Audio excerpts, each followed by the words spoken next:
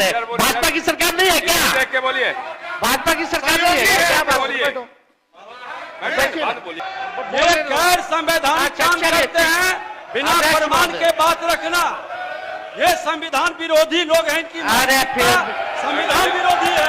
हम लोगों की यही मांग है कि सरकार अगर इच्छुक है, आप दोनों बलवान लोग बैठे हैं, दोनों दो डिप्टी सीएम हैं, पहले हम अकेले थे तब हुआ था, अब तो दो है। तो महोदय यही हमारा मांग है, खाली मांग सुन लिया जाए कि इसमें अभी भी स्टडी के लिए एक असेंबली की कमेटी बना दीजिए, एक असेंबली की कमेटी बना दीजिए जो स्टडी कर ले। और अरे भाई आप बैठिए ना, अरे सुन लीजिए ना, क्या व्यवहार है, आप डिप्टी सीएम है यार, डिप्टी सीएम जैसा बर्ताव कीजिए।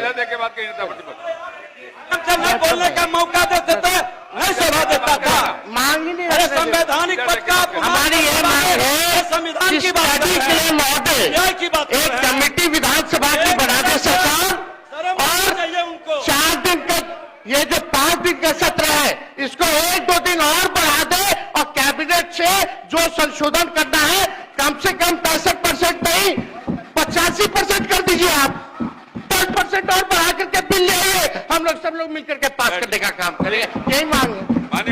आपको 15 साल आपके आदरणीय माताजी पिताजी को राज करने का मौका दिया था, एक व्यक्ति को आरक्षण नहीं मिला, बिहार में एक व्यक्ति को आरक्षण नहीं मिला, और आप आज आरक्षण की बात कर रहे हैं। माननीय विजय चौधरी जी यहाँ बैठे हुए हैं, आप सब लोगों को पता है कि हमारी सरकार जब 7 में थे, इससे पहली वाली सरकार 17 महीने, तो हम लोगों ने जातीय आधारित गणना कराई थी।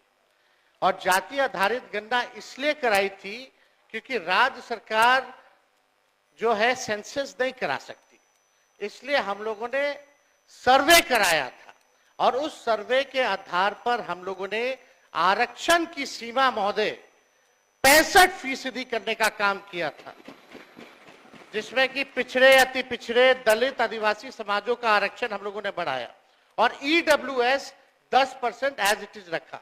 आज संविधान दिवस है महोदय, और संविधान दिवस के दिन पर कम से कम ये चर्चा, कम से कम सरकार से अपेक्षा ये की जाएगी कि इसका कम से कम जवाब देने का काम करे, और इस दिशा में आरक्षण जो हमारी सरकार जो महागठबंधन की थी पूर्व में, जो 65% हम लोगों ने बढ़ाया था, इसके लिए क्या कदम उठा रही है फिर से लाने के लिए। अध्यक्ष महोदय, आप जान रहे हैं कि हाई कोर्ट 9/11/23 में यह पारित हुआ था, मेरे जन्मदिन के अवसर पर, आपको बखूबी याद होगा, और ये 20/6/24 को जो है मना कर दिया गया हाईकोर्ट द्वारा, और ये दिया गया कि इसका जो है प्रॉपर स्टडी जो है नहीं हो पाया है, इसको देखते हुए इसको निरस्त कर दिया गया। हमारा ये सवाल है महोदय कि जो संदेह नीतीश जी को था, माननीय मुख्यमंत्री जी को था, आपको था, हमको था कि भाजपा के लोग जो है किसी ना किसी प्रकार से कोर्ट जाकर के इसको निरस्त कराएंगे, इसलिए माननीय मुख्यमंत्री जी ने एक मिनट मेरी बात तो सुन लो। अरे बात है, एक चीज जानकारी देना चाहिए अध्यक्ष महोदय, पहले हम तो बोल लेंगे, फिर बोलिएगा, अब तो आप बोलिएगा, मेरा बात खत्म हो जाने दो, फिर आप बोलना। पहले तो आपकी सरकार नहीं थी, पहला जानकारी दें। अरे नीतीश कुमार की सरकार थी, आप कौन थे? महागठबंधन की सरकार, जैसे आप है ना, जैसे आप हैं, अभी किसकी सरकार है? भाजपा की सरकार नहीं है क्या? देख के बोलिए, भाजपा की सरकार नहीं है क्या? बात बिना आधार और प्रमाणिकता के किसी भी पार्टी के बारे में इस तरह का बयान देना के पद पर बैठे संविधान के में शोभा नहीं देता है। ये गैर संवैधानिक काम करते हैं, बिना प्रमाण के बात रखना। ये संविधान विरोधी लोग हैं इनकी, अरे फिर संविधान विरोधी है।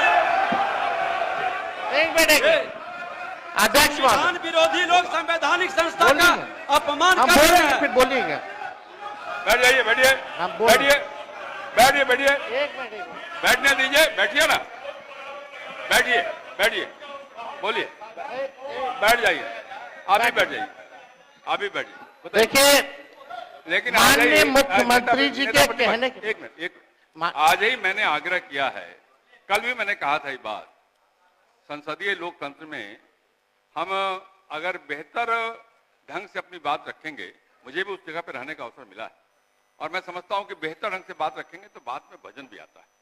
तो सभी से अपेक्षा करता हूं, केवल नीति बात नहीं कर रहा हूं, सबसे अपेक्षा करता हूं अपनी बात रखते समय ठीक ढंग से अगर बात रखेंगे, ढंग से बात रखेंगे आप, तो संविधान का सम्मान भी होगा और आपके विषय में दम भी आएगा। बोलिए।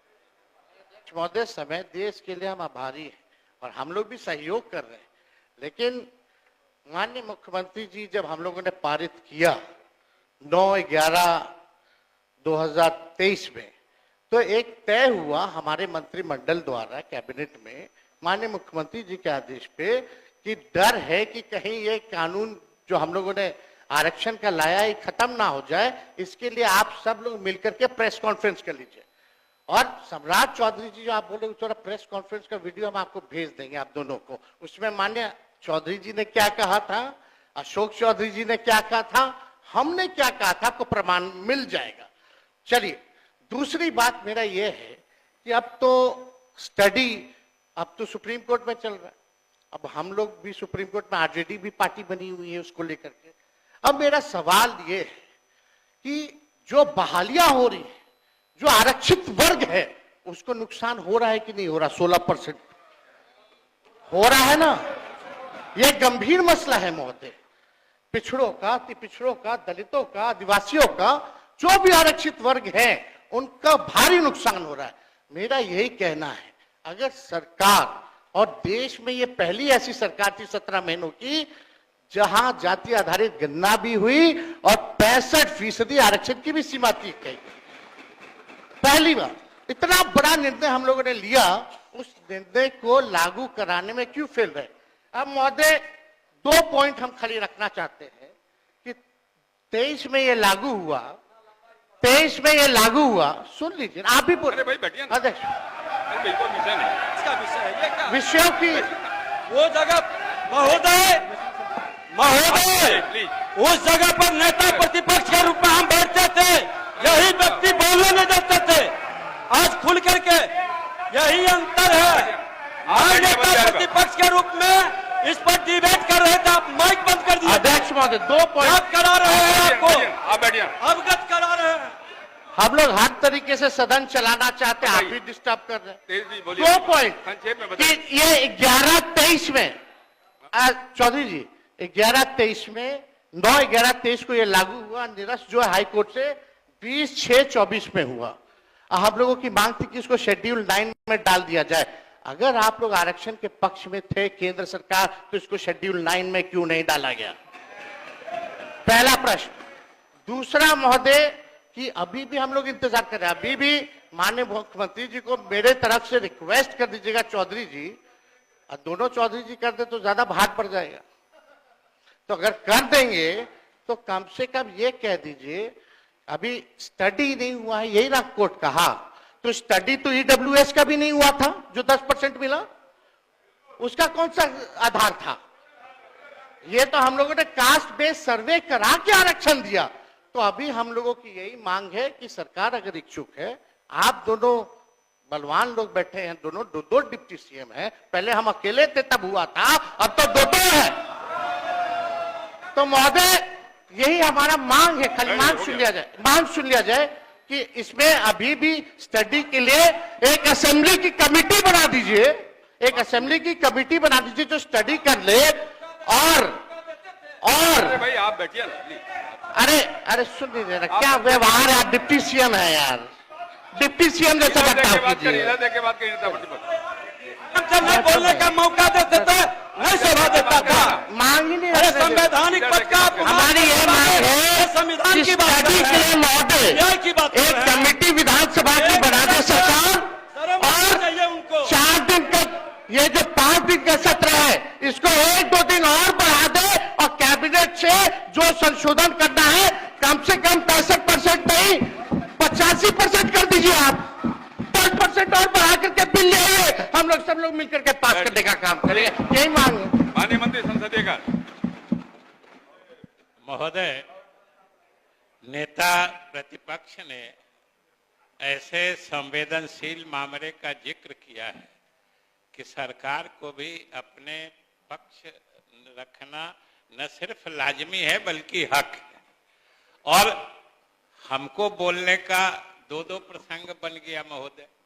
एक तो नेता प्रतिपक्ष ने हमारा नाम भी लिया, स्वाभाविक रूप से हम लोग साथ उस वक्त थे, और दूसरा जिस विभाग से ये मामला संबंधित है, सामान्य प्रशासन विभाग से, उस समय उस विभाग को देखने की, विधानसभा के मामले में विभागीय मामलों को देखने की जिम्मेदारी भी उन्होंने मुझे अधिकृत की है। इसलिए मैं उचित समझता हूं कि सारे तथ्यों को सदन के सामने रखूं। महोदय आसन अवगत है और हम समझते हैं लगभग सदन के सभी सदस्य अवगत हैं, और सरकार को यह मानने में कोई परहेज नहीं है कि ये मामला जब जब आया है लगभग सभी दलों ने, और लगभग भी बेकार जोड़ना है, सभी दलों ने इस मामले में एकजुटता दिखाई है, इसमें कोई दो राय नहीं है। अभी नेता प्रतिपक्ष कह रहे थे कि हम लोगों की सरकार ने इसे गिनती कराई थी। सही बात है, उन्होंने कहा है कि जिस समय गिनती हुई थी उस समय आप भी हम लोगों के साथ सरकार में थे। सरकार नीतीश कुमार की ही थी उस वक्त भी। महोदय सरकार नीतीश कुमार की ही थी और आप साथ में थे महोदय, लेकिन हम कहाँ इनकार कर रहे हैं। हमने तो आपने जो सहयोग दिया है, सारे दलों ने सहयोग, बैठे बैठे टिप्पणी मत करिए, सारे दलों ने सहयोग दिया है। सरकार को इसको मानने में कोई एतराज नहीं है, लेकिन उतना ही सत्य ये भी है कि ये विचार मौलिक रूप से मुख्यमंत्री जी का था। उन्होंने बात को आगे बढ़ाया और आप सब लोगों ने साथ दिया। हमारे बीजेपी के साथियों ने विरोध पक्ष में भी रह के साथ दिया था, आप लोगों ने भी साथ दिया विरोध में भी रह के, हम लोग के साथ सरकार में भी रह के। तो जैसे आप लोगों ने साथ दिया वैसे ही ये भी सही है कि जातीय गणना कराने का पहला फैसला जब मंत्रिपरिषद से लिया गया था वो एनडीए की हुकूमत थी, और इसलिए हम लोगों ने लिया था। और हम आपके योगदान से इनकार नहीं करते, आपने सहयोग दिया है। जब ये गणना हुई थी महोदय, जब गणना हुई थी, लेकिन यह भी सत्य है कि जब ये पहला फैसला, अरे बैठिए जनाब, बैठिए। जब ये पहला फैसला मंत्रिमंडल से हुआ था उस समय भी हुकूमत एनडीए की थी, और जब रिपोर्ट रखा गया और आरक्षण की सीमा बढ़ाई गई वो भी एनडीए की ही सरकार के समय में हुआ। इसलिए दोनों छोर पर हमारे पुराने साथी ही हमारे साथ में थे, सहयोग आपने भी दिया था। और महोदय जहां तक कह रहे थे नेता प्रतिपक्ष, अब मौलिक आइडिया ये हमारे मुख्यमंत्री नीतीश कुमार जी का था, उनके दिमाग में बात कैसे आई थी, इन सब बातों का तस्करा मेरे ख्याल से बहुत समय हो चुका है, हमें हो चुका है, उसका जिक्र करके। और महोदय आप बैठिए ना, आपकी बात पर फिर हम आ रहे हैं। महोदय दूसरी बात है कि इन सारी बातों के होते हुए भी हम सब की राय बनी थी कि इस कानून को 9वीं अनुसूची में डाला जाए, ये हम सब की राय थी, इस राय से भी कोई अलग नहीं थे। और 9वीं अनुसूची में डालने का महोदय, अरे विषय गंभीर है, सुनिए, आप उसको मजाक में बना रहे हैं। इतनी गंभीर चर्चा हो रही है, सारा सदन इसके लिए चिंतित है, कहा जा रहा, सुना करिए, समझा करिए। और महोदय 9वीं अनुसूची में डालने का मतलब होता है कि इसको न्यायिक समीक्षा से संरक्षित किया जाए, लेकिन इस बीच में कई लोग कोर्ट चले गए और ये कानून ही निरस्त कर दिया महोदय, ये कानून ही निरस्त कर दिया गया। लेकिन मुझे पिछले दफा सदन में आश्चर्य जरूर हो रहा था जब हमारे सदस्यगण तख्ती लेके कि इसे 9वीं अनुसूची में इस कानून को शामिल करो। महोदय, मुझे आश्चर्य हो रहा था कि आज की तिथि में वो कानून अस्तित्व में नहीं है, न्यायालय ने उसे खारिज कर दिया है। और जो नेता प्रतिपक्ष आप पूछ रहे थे, हमको ये बताने में क्या छिपाना है सरकार को, क्योंकि वो कानून न्यायालय ने निरस्त करते हुए यह भी निर्देश दिया है कि बहालियां किसी हालत में नहीं रुकेंगी। बहालियां आरक्षण के जो पुराने प्रावधान हैं उसके आधार पर आपको जारी रखना है। ये सारे निर्देश न्यायालय ने दिए हैं, इसीलिए पुराने आरक्षण की व्यवस्था से ये हो रहे हैं। और महोदय, दूसरी बात हम यही कह रहे थे कि इसमें जब सभी दलों का सभी नेताओं का विचार एक ही जगह है, तो इसमें अनावश्यक राजनीति की तो कोई गुंजाइश नहीं है।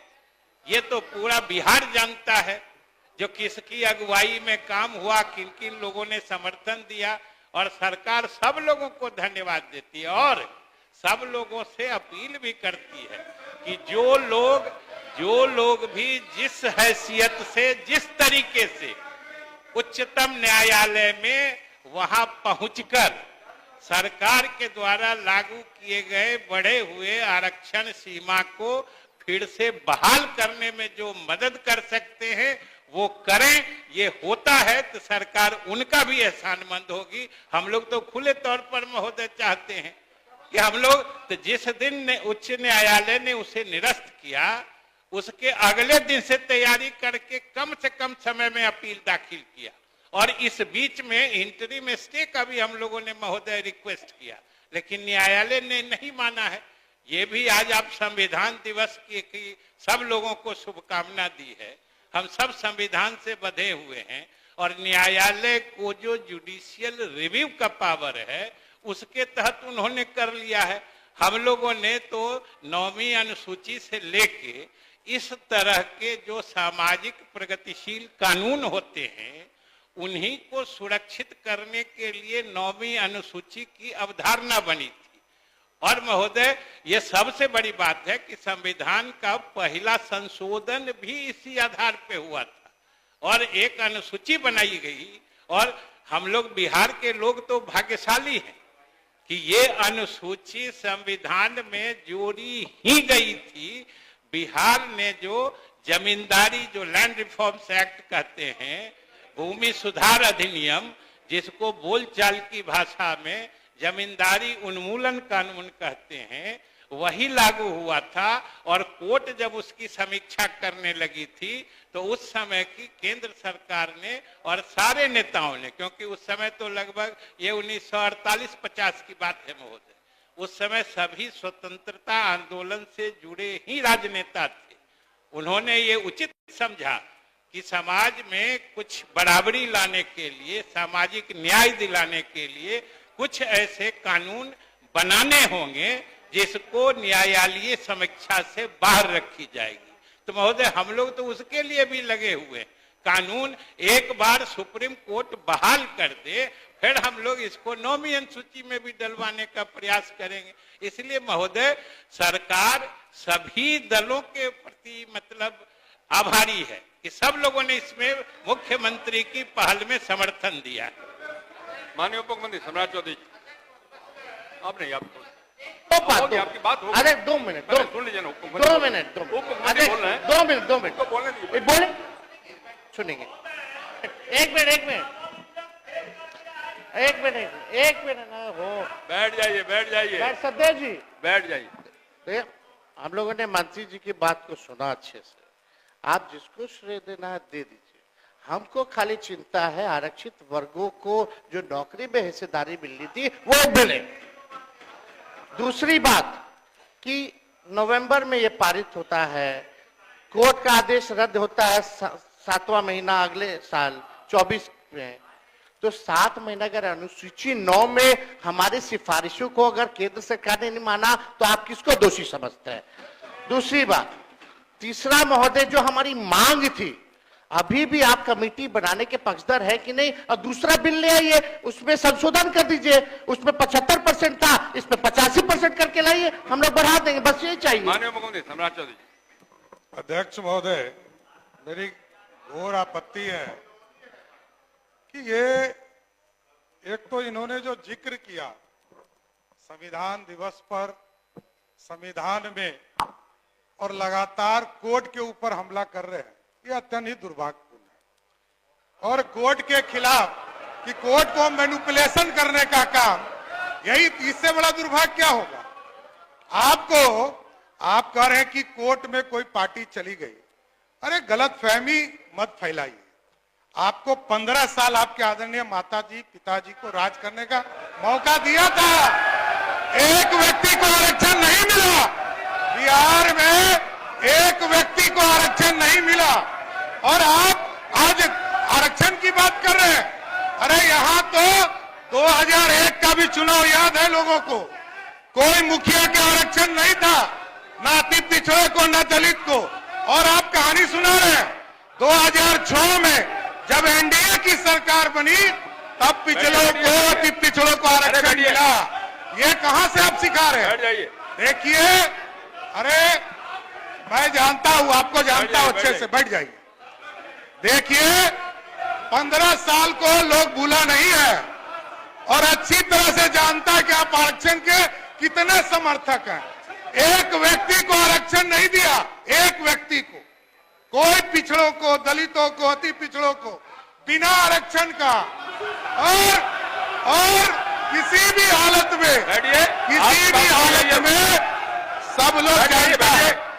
देखिए 2000 तो आज की जो आरक्षण की व्यवस्था है, इसमें स्पष्ट तौर पर है कि इस देश में कोई बिना आरक्षण का नहीं है। यहाँ बिहार में भी कोई बिना आरक्षण का नहीं है, सभी वर्ग में आरक्षण है। तो क्या ये जो मजाक आप बना रहे हैं, ऐसा कुछ नहीं है। आप एकदम बेफिक्र रहिए, डबल इंजन की सरकार काम कर रही है और आप सुप्रीम कोर्ट में मामले चल रहे हैं। जब उसका निष्पादन होगा तो आगे जरूर उसके आगे की कार्रवाई की जाएगी।